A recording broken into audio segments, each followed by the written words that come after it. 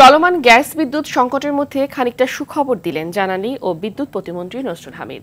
জানালেন আগামী 2-1 দিনের মধ্যেই বিদ্যুৎ আর চলতি মাসের 15 তারিখের মধ্যে স্বাভাবিক হয়ে আসবে গ্যাস সরবরাহ।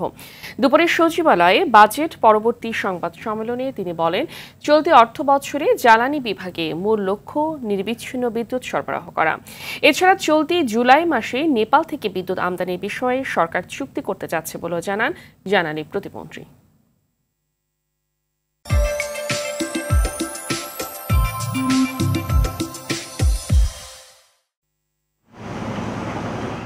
গেল 2 সপ্তাহের বেশি সময় ধরে সারা দেশে চলছে গ্যাস সংকট। সংকটে সে মাত্রা ছুঁয়েছে বাসাবাড়ি থেকে শুরু করে কলকারখানা, এমনকি রাস্তা পর্যন্ত।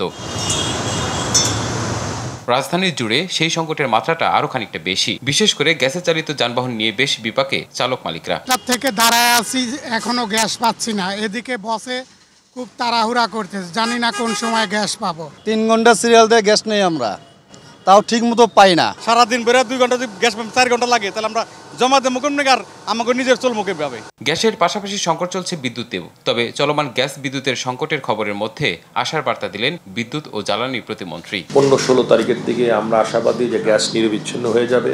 আগামী 3 থেকে 4 দিনের মধ্যে আমাদের বিদ্যুৎও অনেকটা আগের থেকে ভালো হবে। ইতিমধ্যে আমাদের পায়রা শুরু হয়ে গেছে, আবার বিদ্যুৎ দেওয়া শুরু করেছে, আদানিও বিদ্যুৎ দেওয়া শুরু করেছে। আরেকটা বড় বিষয় আপনারা জানেন, বিদ্যুতের উৎপাদন ব্যয় এবং বিদ্যুতের যে দামে আমরা বিক্রি করি তার মধ্যে একটা বড় ফারাক রয়ে গেছে। বিশেষ করে এবার ডলারের দামের তারতম্যের কারণে কিন্তু ফারাকটা আরো বেড়ে গেছে।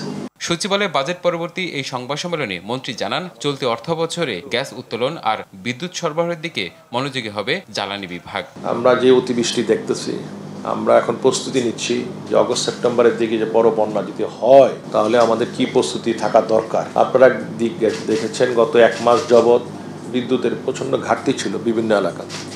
আমরা এগুলো চিন্তা করে সামনের ভবিষ্যতে যাতে আরো কমিয়ে নিয়ে আসা যায় সেটার ব্যবস্থার জন্য কিন্তু বাজেটের টাকা বেশিরভাগই অর্থ খরচ হবে। প্রধানমন্ত্রীর আসন্ন চীন সফরে মহেশখালীতে আরও একটি গ্যাস লাইন ও 2টি ভাসমান এলএনজি টার্মিনাল করার জন্য চুক্তি হবার কথা জানান মন্ত্রী। এছাড়া এক প্রশ্নের জবাবে তিনি জানান, আপাতত গ্রাহক পর্যায়ে বাড়ছে না বিদ্যুতের দাম। সময় অনুযায়ী আমরা প্রাইস অ্যাডজাস্টমেন্ট করেছি, এই পর্যন্ত 2বার করেছি।